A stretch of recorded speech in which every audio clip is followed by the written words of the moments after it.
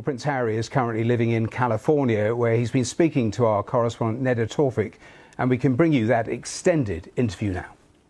But obviously, pretty gutted about the decision. We thought it was going to go our way, but it certainly has proven that there was no way to win this through the courts. Wish someone had told me that beforehand. Yeah, the decision has been a surprise as well as not a surprise. Yeah, for the time being, it's impossible for me to take my family back to the UK safely. You're obviously very deeply affected by this. What memories, experiences had you hoped your children, Archie and Lilibet, would have had that you think they won't be able to now with this decision? Well, for a start, the only time that I've come back to the UK is sadly for funerals or court cases, with the odd charitable function where I can in between that. I put myself at risk for that, but I will continue on with a life of public service, so I will always support the charities and the people that mean so much to me. I can't see a world in which I would be bringing my wife and children back to the UK at this point. And the things that they're going to miss is, well, everything. You know, I love my country. I always have done, despite what some people in that country have done. So, you know, I miss the UK. I miss parts of the UK, of course I do. And I think it's really quite sad that I won't be able to show, you know, my children my homeland. You know? And as you say, you've gone back several times during this years-long battle. What about the security arrangements that were in place made you feel it would be unsafe for you and your family? There's only so much that I can say because of the redaction process and the national security matters at hand, but everything. Because in beginning of 2020, I was scored the highest as far as risk was concerned, and then overnight I was reduced to the lowest without actually going through the risk management board. So one does question how that is even possible, and also the motive behind that at the time. And that was in 2020. And as hard as it is to appreciate or understand why the decision was made the way that it was in 2020, the hardest thing for me has been the fix of that decision for the last 5 years. The fact that I still haven't had a risk management board assessment done for me over the last 5 years. Everybody else within this group of people get it at the minimum once a year. So again, I would not have taken this far if I didn't have compelling evidence of facts that reveal why the decision was made. And I'm sitting here today talking to you, where, you know, we've lost the appeal, but the other side have won in keeping me unsafe. So again, there's a lot of question marks that a lot of people will have. I have all of the truth. I have all of the knowledge now throughout the legal process. I've uncovered my worst fears. And to now know today, based on this judgment, that there was no legal framework that constrains the decisions of this body, RAVEC, of which the Royal Household sit on. And I didn't know that until this legal process in 2021. One of the first things my lawyer said to me was, as disclosure started, or as this process started, she turned around and said, "Did you know that the Royal Household sat on RAVEC?" And my jaw hit the floor. Well, I want to ask you about that, because the King's private secretary sits on RAVEC now. Sir Clive Alderton, yeah. Do you wish your father... And another person as well, but yes. Do you wish your father had intervened, despite how that may have looked? I've never asked him to intervene. I've asked him to step out of the way and let the experts do their job. This RAVEC committee is an expert committee full of professionals, plus the Royal Household.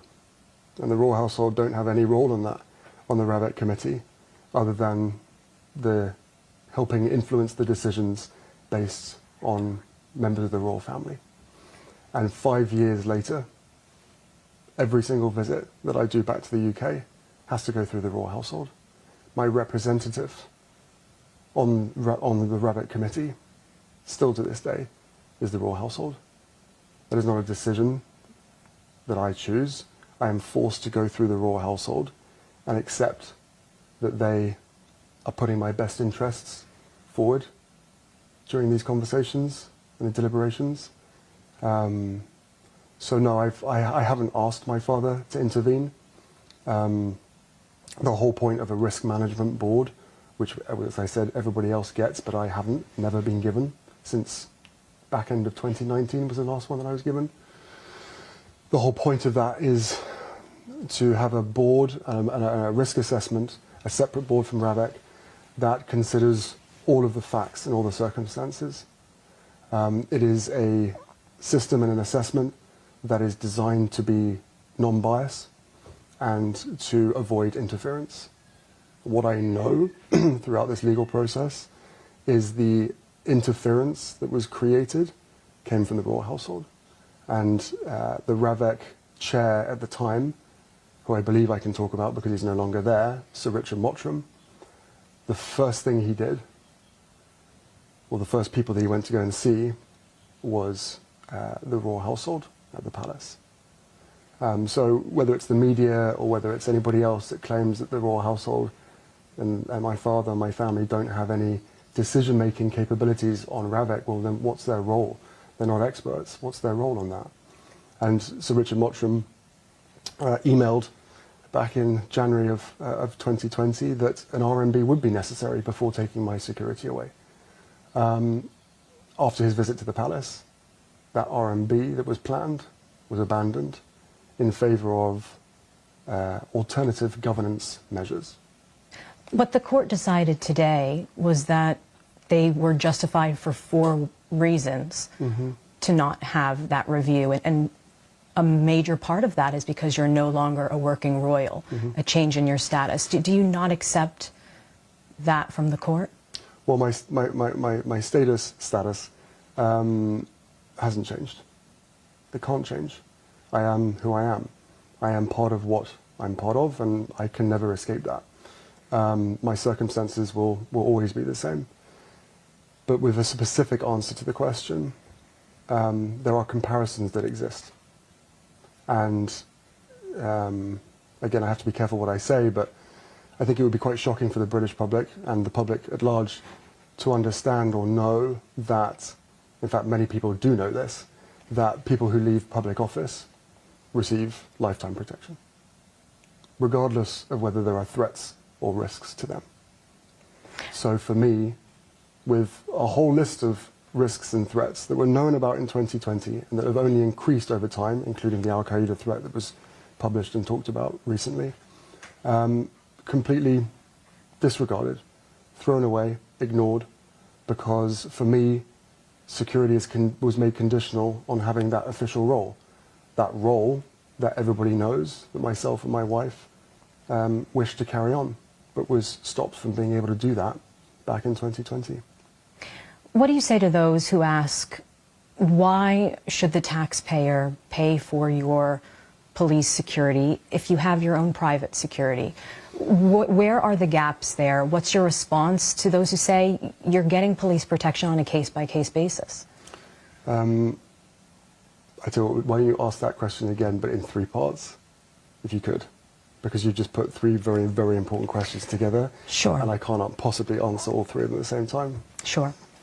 What do you say to those who ask why the UK taxpayer should pay for police security? You have your own private security. Well, first off, private security can only do so much. Again, I can't go into the details of that, but I think most people will be able to work that out.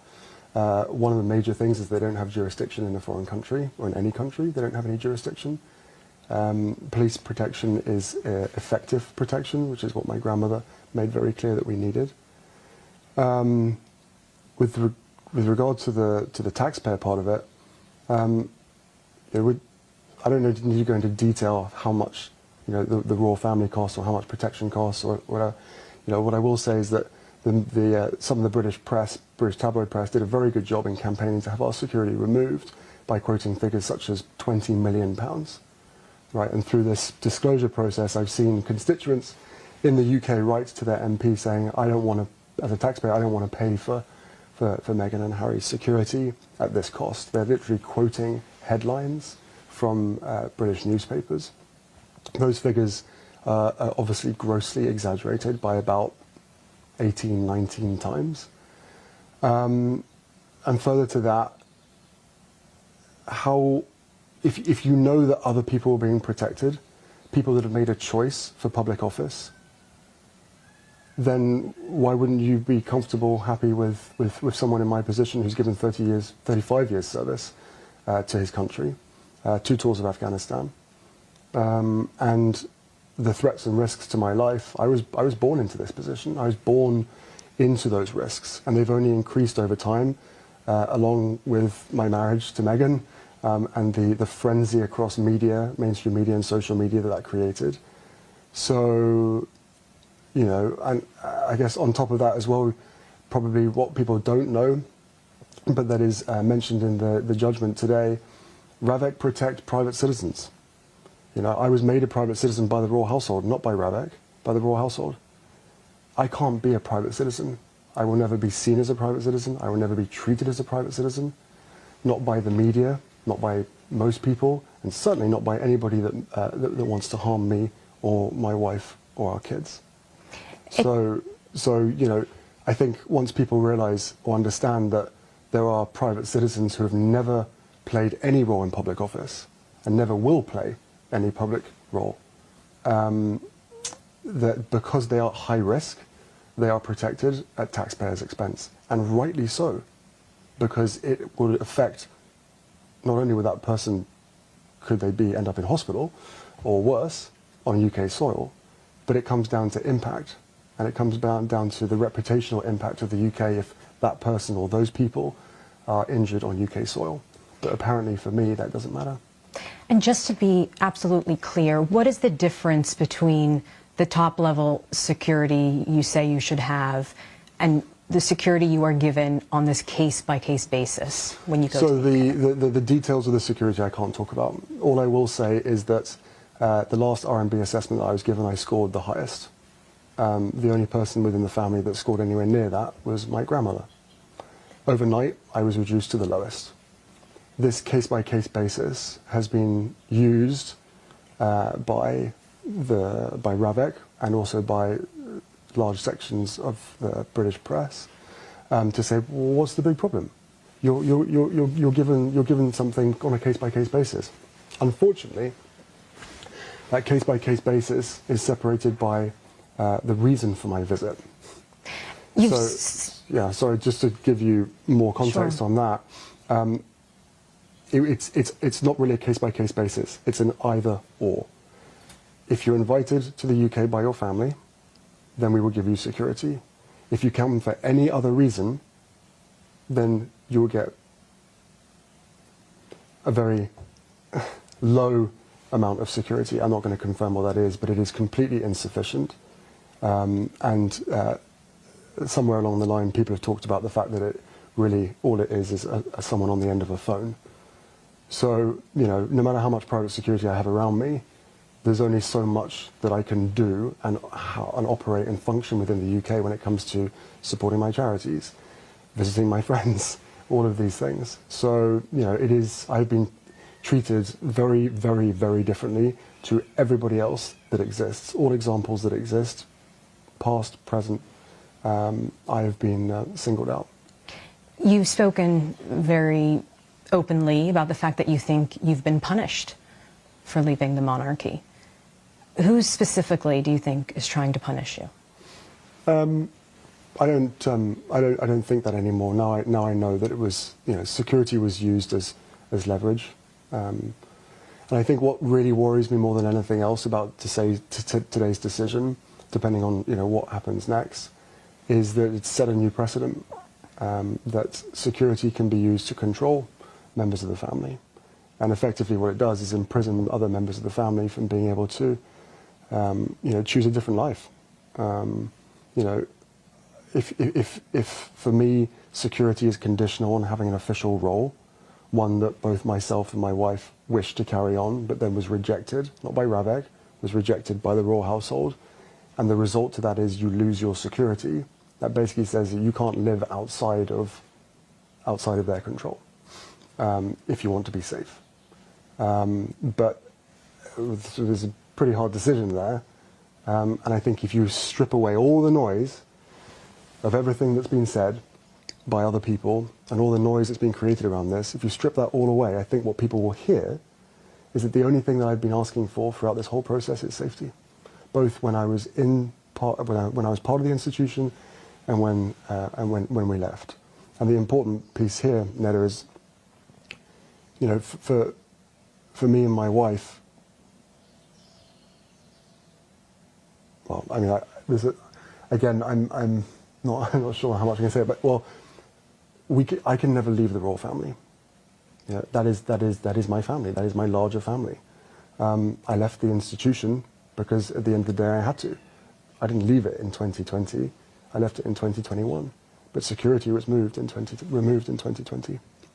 Speaking of your family, your father is ill with cancer. Will you continue to visit him alone without the family? Where does this leave things moving forward, the ability of your children to see their grandfather? You know, life is a precious thing, and I'm acutely aware of the fragility of that. I can only come to the UK safely if I'm invited.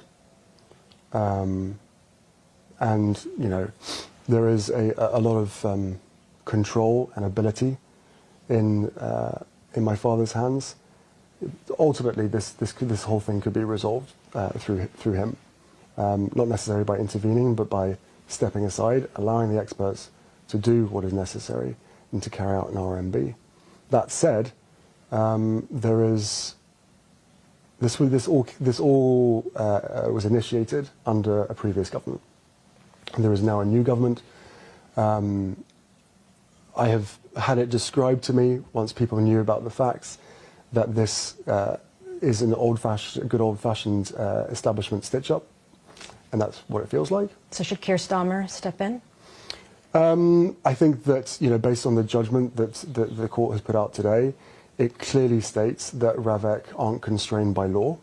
Again, I wish somebody had said that from the beginning. If they're not constrained by law, then this decision was made by the royal prerogative, which means that on national security matters, my case, which the other side have used national security exclusions and excuses to withhold certain information from me, restrict me from being able to speak about certain things to the public, that this national security matter is not bound by any law, and that Ravek can abandon the very processes, the very expert processes that exist to protect individuals and the people around them, as well as the decision makers themselves, from liability if anything should happen. So, you know, I would ask the Prime Minister to step in.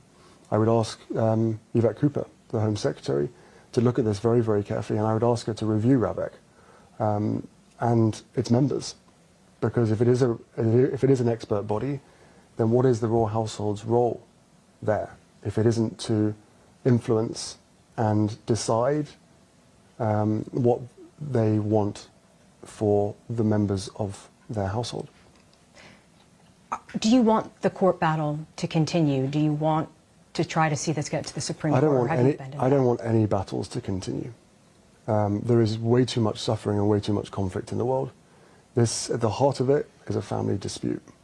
And it makes me really, really sad that we're sitting here today, 5 years later, where a decision that was made, most likely, in fact I know, to keep us under the roof.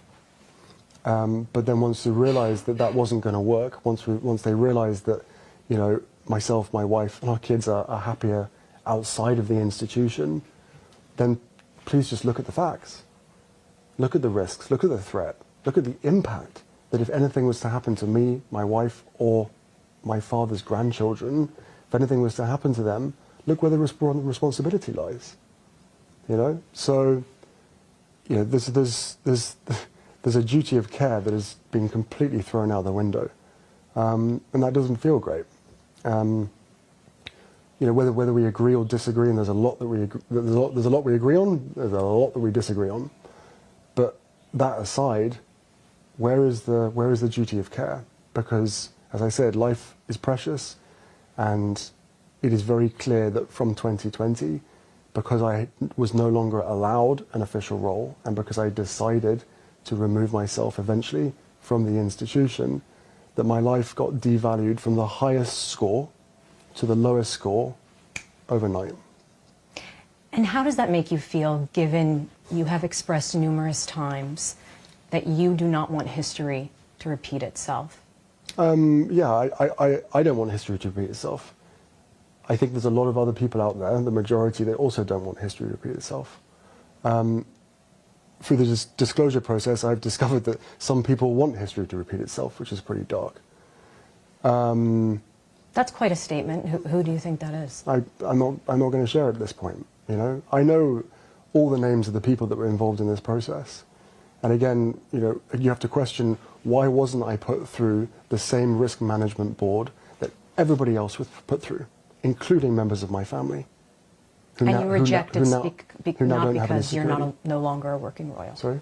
And you reject that it has nothing to do with the fact that you're no longer a working royal. Whether I have an official role or not is irrelevant to the security needs that I would need.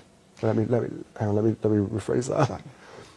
Whether I have an official role or not is irrelevant to the threats, risks, and impact on the reputation of the UK if something was to happen.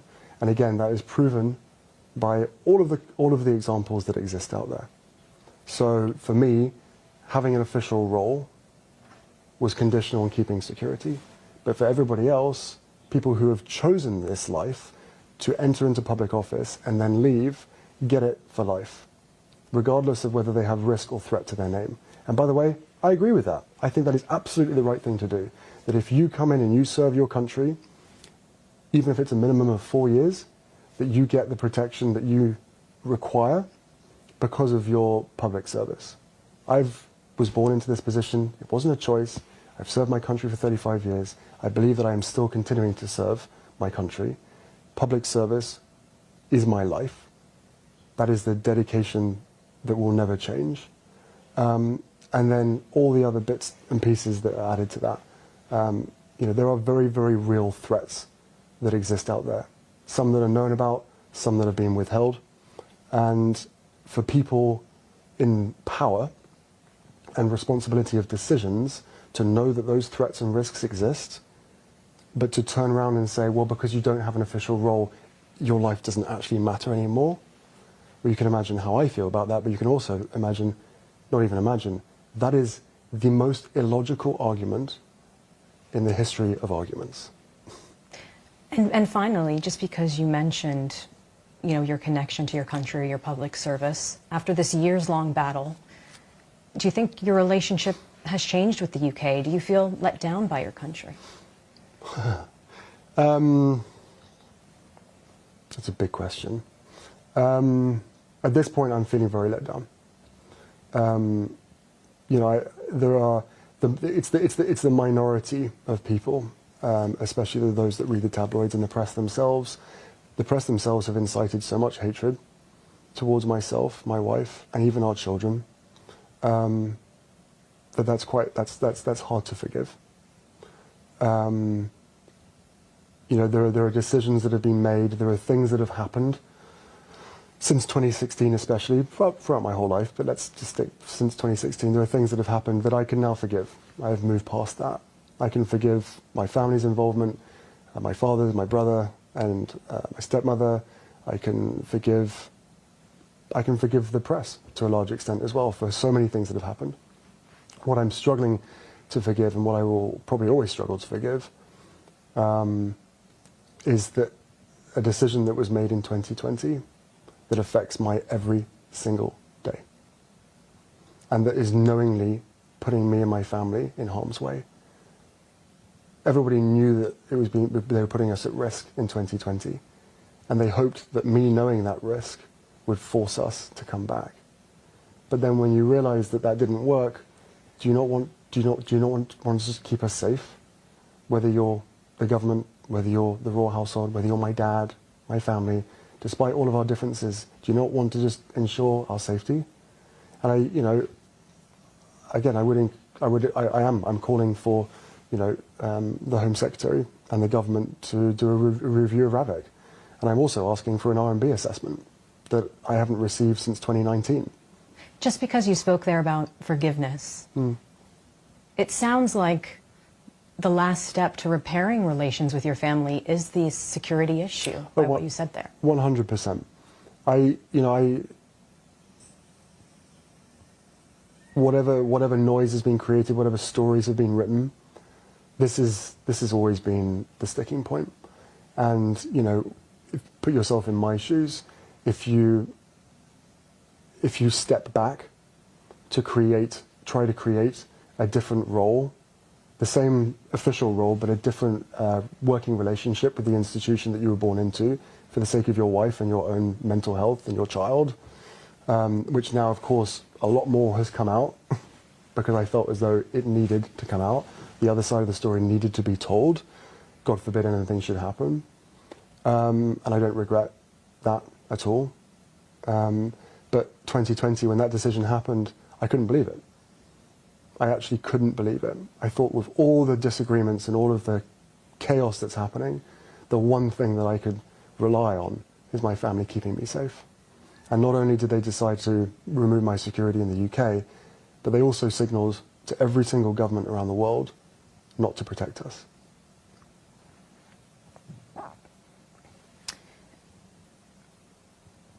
How are you feeling about this decision? Because clearly you have 2 children, Archie, Lilibet.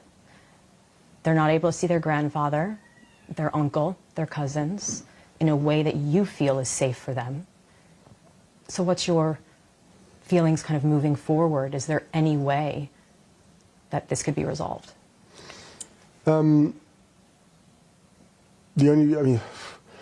Firstly, I'm devastated. Not so much as devastated as with the loss that I am about the people behind the decision, feeling as though this is okay. Is it a win for them? Is it a win that that I don't get the protection that the threats and risks and impact say that I should? I would hope they wouldn't consider it a win. And I'm sure there's some people out there, probably the most likely the people that wish me harm, consider this a huge win. But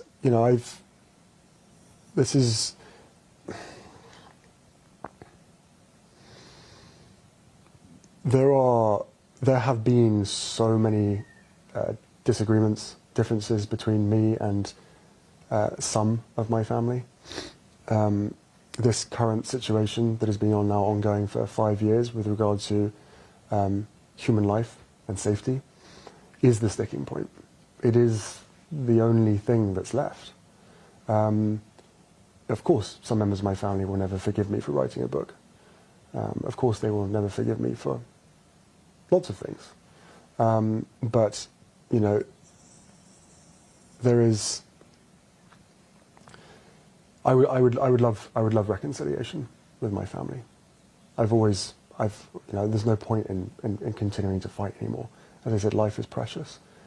I don't know how much longer my father has. He won't speak to me because of this security stuff. But it would be nice to reconcile. As I learned through the First Nations throughout Canada, because of the Invictus Games, their goal in life was always truth and reconciliation. And I turned around to them in many conversations and I said, right, but reconciliation can't come without truth. Well, I've now found out the truth. I've shared some of it with you today. A lot of it exists out there, whether people choose to ignore it or not. So it would be nice to have that reconciliation part now. If they don't want that, that's entirely up to them. And now that this court battle is over, do you feel you will be able to approach your father and speak about some of those issues? I mean, no, I don't think he would ever want to talk about it. I think he would just push it aside, and the argument will continue to be this is a government decision. It may well be a government decision, but how did they reach that decision? When the Rabbit Chair, the first place that they went to was the palace to understand what it is that the royal household or what the royal family want for me. I have never ever been allowed or offered to make my own representations. Not in 2020 and not for the last 5 years. And the new Rabbit Chair continues to avoid answering some very specific questions that I have. And one of your previous questions that I think is really important is this case-by-case basis. For me, and only me, there has to be a royal obligation in order to receive protection on UK soil. And I think that speaks volumes. Thank you.